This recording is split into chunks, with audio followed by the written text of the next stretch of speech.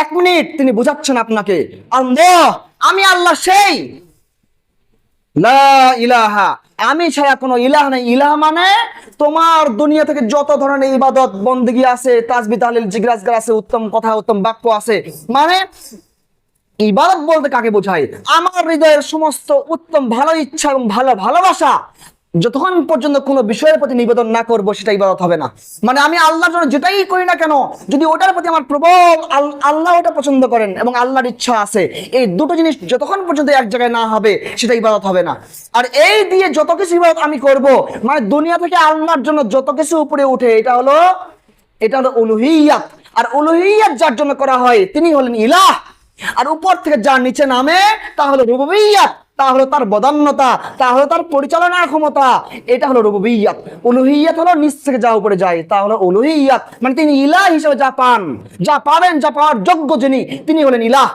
আর উপর থেকে তার দয়া, তার বৃষ্টি, তার ক্ষমা, তার সমস্ত সৃষ্টির প্রতি দয়া, নিয়ামত রাশি ঢেলে দেওয়া, আহ্বানে সাড়া দেওয়া, সমস্ত কিছু নিয়ন্ত্রণ করার ক্ষমতা, পরিচালনা তিনি করেন, এগুলো সমস্ত এগুলো হলো রুবুবিয়্যাত। রব, তিনি রব, এটা তার অর্থ। আর উলুহিয়্যাত, তিনি যে ইলাহ, দুনিয়ার সমস্ত বান্দা তাকে ডাকবে, যে কোনো বিপদ আপদে তাকে বলবে, হাত দুখানা উপরে তুলবে, যা নিজ থেকে সমস্ত উত্তম বাক্য, আমলে সালিহা, বাকিয়াতুস সালিহা, উত্তম কথা, উত্তম আমল, উত্তম আচরণ, উত্তম ইবাদত, সমস্ত কিছু যার জন্য করা হয়, তিনি হলেন ইলাহ। অর্থাৎ সমস্ত ইবাদত পাওয়ার যোগ্য যিনি, সম্মানিত এবং পরম একমাত্র যোগ্য যিনি, তিনি হলেন ইলাহ। তিনি হলেন ইলাহ। এটাই আল্লাহ বলছেন, লা ইলাহা আল্লাহু লা ইলাহা, আমি আল্লাহ সেই যে একমাত্র ইলাহ, আমি একমাত্র ইবাদত পাওয়ার যোগ্য, আমি একমাত্র ভালোবাসা পাওয়ার যোগ্য, আমি সেই রব, আমি সেই আল্লাহ, আমার সত্তা সেই। আরো তিনি পরিচয় দিচ্ছেন, আল হাইয়ুল কাইয়ুম, আমি আল্লাহ সেই হাই। হাই মানে চিরন্তন, হাই মানে চিরস্থায়ী, হাই মানে কি? আল্লাহ লা ইয়ামুত। হাইয়ের ব্যাখ্যা আল্লাহ তাআলা আরেক সূরায় দিচ্ছেন, আল্লাহ, আমি আল্লাহ হাই। হাই কে? আল্লাহ লা ইয়ামুত, যিনি কখনো মৃত্যুবরণ করেন না, তার মৃত্যু নেই, তিনি হলেন হাই। আল কাইয়ুম, কাইয়ুম কে? চিরঞ্জীব। কাইয়ুম অর্থ করেছেন যে লা ইয়ানাম, কাইয়ুমুল লা ইয়ানাম, যে কখনো ঘুমান না, তিনি কখনো ঘুম তাকে ধরে না, ইনি হলেন কাইয়ুম, ইনি হলেন কাইয়ুম। আমি আল্লাহ সেই, আমি হাই এবং কাইয়ুম, আমি হাই এবং কাইয়ুম দুটোই।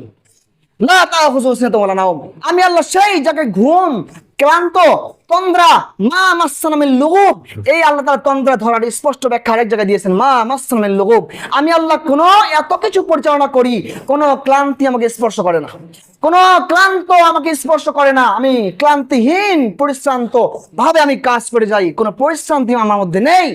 এটা হলো সিনাতুনের অর্থ, মা মাসসানা মিন লুগুব। আমার কোনো আমার তো কাজ করলে কর্মক্লান্ত আসবে, কিন্তু এটা তো আমার নেই, তো আমাকে ক্লান্ত করবে কিসে? কে ক্লান্ত করবে? কোন জিনিসটি ক্লান্ত করবে আমাকে? যাকে কোনো ক্লান্তি স্পর্শ করে না, তো তার আবার ঘুম আসবে কোত্থেকে? সিনাতুন ওয়ালা নাওম, লাহু মা ফিস সামাওয়াতি ওয়া মা ফিল আরদ, আসমান ও জমিন সমূহে, কয়টা আসমান বলেন? আসমান কয়টা? আসমান কয়টা? জমিন কয়টা? আসতেছে, সামনে কথা আসতেছে, 7টা। এই 7 আসমান 7 জমিনের সমুদয় পরিচালনার সমস্ত কিছু দায়িত্ব আমি আল্লাহ একাই করি, আমার দায়িত্বে ন্যস্ত। মান যাল্লাযী ইয়াশফাউ ইনদাহু ইল্লা বিইজনিহি, কে এমন আছে, কে এমন আছে আমার অনুমতি ছাড়া আমার সামনে দাঁড়িয়ে যে কোনো বিষয় সুপারিশ করবে? ইল্লা বিইজনিহি, আমি যাকে অনুমতি দেই নাই, সে কিভাবে করতে পারে? যাকে দেব সে করতে পারে। ওয়াসিয়া কুরসিয়্যুহু সামাওয়াতি ওয়াল আরদ, আপনার সাথে আমার কথা এখানে, আপনার সাথে আমার কথা এখানে আল্লাহকে চেনার ক্ষেত্রে। এই যে বললাম একটু আগে যে আল্লাহকে চিনি না বলে, আল্লাহকে চিনতে পারেনি বিধায়, পারি না বলে আমি আল্লাহু আকবারের মূল্য বুঝি নাই, এর আহ্বানের গুরুত্ব বুঝি নাই।